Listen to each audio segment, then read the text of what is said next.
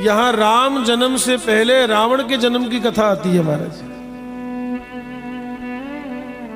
कथा इस प्रकार से है, ये प्रताप भानु जो है, राजा प्रताप भानु,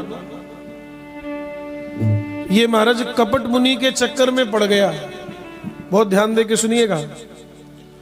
ये कपट मुनि के चक्कर में पड़ गया और उसने इसको अपनी बातों में उलझा लिया और क्या कहा कि ब्राह्मणों को वश में कर लो, ब्राह्मणों को वश में कर लो तो सब कुछ तुम्हारे वश में हो जाएगा।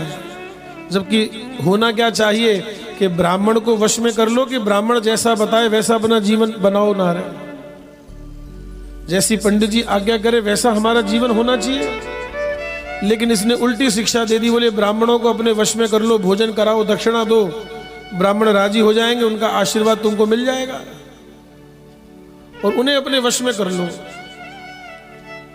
और अंतगत्वा वही कपट मुनि ने कहा रसोई मैं बनाऊंगा, तुम ब्राह्मणों को न्योता दो।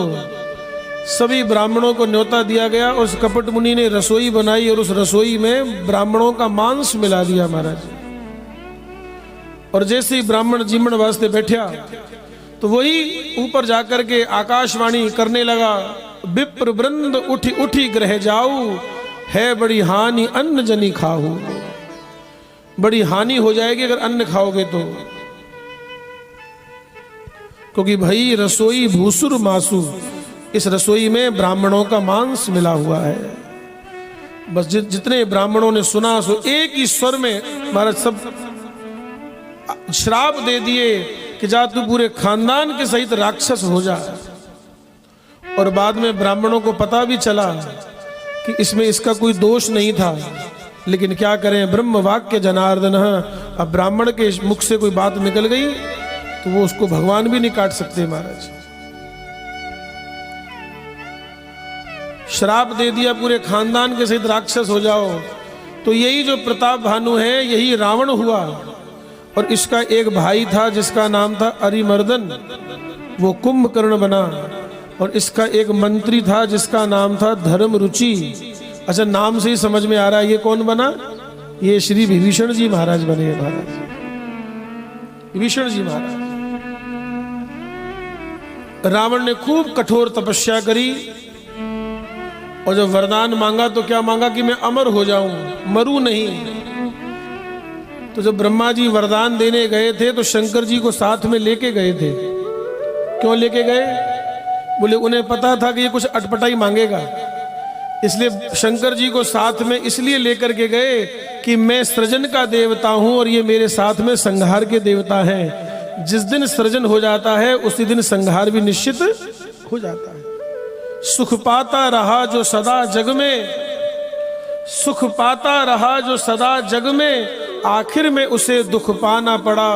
कोई फूल न बाग में ऐसा खिला, खिल कर के न जिसे मुरझाना पड़ा।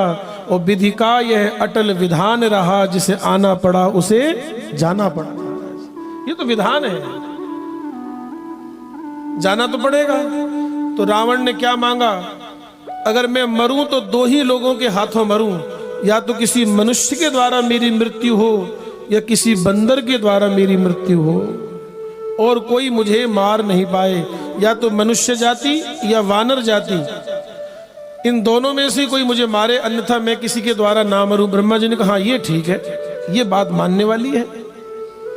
और कुंभकर्ण को क्या मांगा, कुंभकर्ण ने क्या मांग लिया, ब्रह्मा जी ने सोचा कि अगर ये कुंभकर्ण जागता रहा तो सारी धरती का अन्न खा जाएगा, से भूखा मर जी महाराज, तो वो खाता बहुत था वो।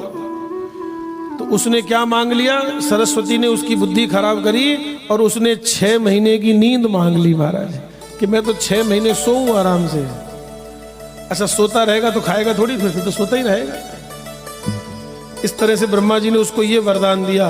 और अब बारी आई श्री विभीषण जी महाराज की। और विभीषण जी ने क्या मांगा, गए विभीषण पास प्रभु, कहेहु पुत्र बर मांग, तेहि मांगेउ भगवंत पद, कमल अमल अनुराग।